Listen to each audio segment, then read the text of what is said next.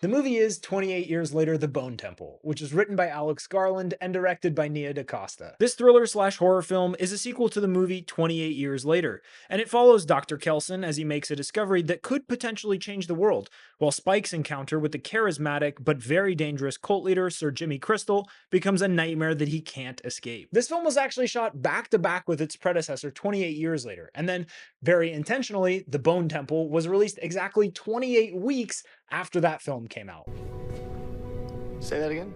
And I think because of that, both films kind of seamlessly fit together in such a beautiful way that I really appreciated, and in such a way that I don't know that I've seen done so well since maybe the Lord of the Rings trilogy. This film picks up right where the last one left off, following Spike as he encounters the roving gang of Jimmies, as well as Dr. Ian Kelson trying to further understand the infected while he continues to pay tribute to the dead. There's so many little things from 28 years later that tie into the Bone Temple that I continued to find more and more Easter eggs after I watched, to the point that it just continued to make that narrative even more rich than it already was. But I'll also say, despite that like very perfect handshake that it has with the previous film, 28 years later is by no means required viewing to enjoy this one. It very much can stand on its own as just this very wild and beautiful zombie film. I love this film, and honestly, I think I may have even liked it more than I did 28 years later, which, don't get me wrong, that's a great movie. I really liked it.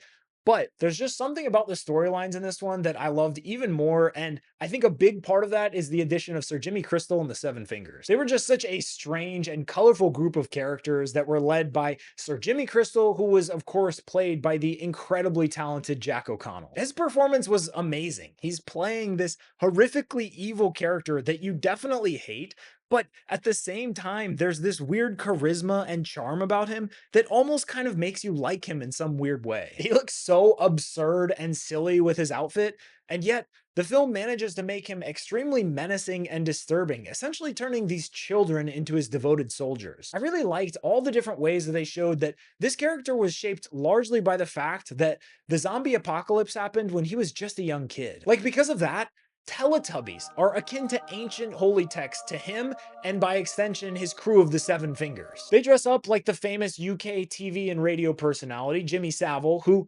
unbeknownst to them, was one of the worst and most vile human beings to have ever walked this earth. Yeah, also, PSA, seriously, do not dress up as Sir Jimmy and the Seven Fingers for Halloween. It is a very bad idea, I'm telling you right now. While Jimmy and the Seven Fingers are awful, awful people, like they're disgusting, they're cruel, they're kind of horrific and evil in every possible way, I can't help but fight the urge to call all my friends Jimmy and reply, "How's that?" when they ask me a question. I don't know what it is, but there's something about these characters that I just love. How's that? The film features an excellent soundtrack that primarily plays in the form of Dr. Ian Kelson's record collection, and let me just say, his taste is exceptional. Like, you're not beating him if you're going vinyl for vinyl. He continues to try to research the infected with the very optimistic hope of finding a cure, and his story is just this really beautiful one that's heavy with empathy and curiosity and compassion. The third act of this film was insanely fun.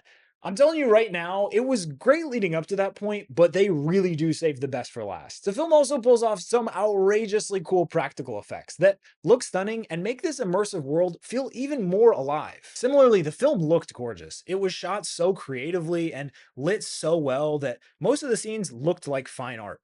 Really top-notch work from DaCosta and cinematographer Sean Bobbitt. In the same way that 28 years later clearly set up for a sequel, this film clearly sets up for a third in the trilogy, which I really hope we actually get, because unfortunately this film didn't exactly clean up at the box office. But I've also heard that Alex Garland said that he's already working on a script for the third movie. So that alone is a good sign that the third movie will eventually get made. It's just maybe a matter of when. Only time will tell. I really loved this movie and thought it was legitimately one of the best sequels I've ever seen.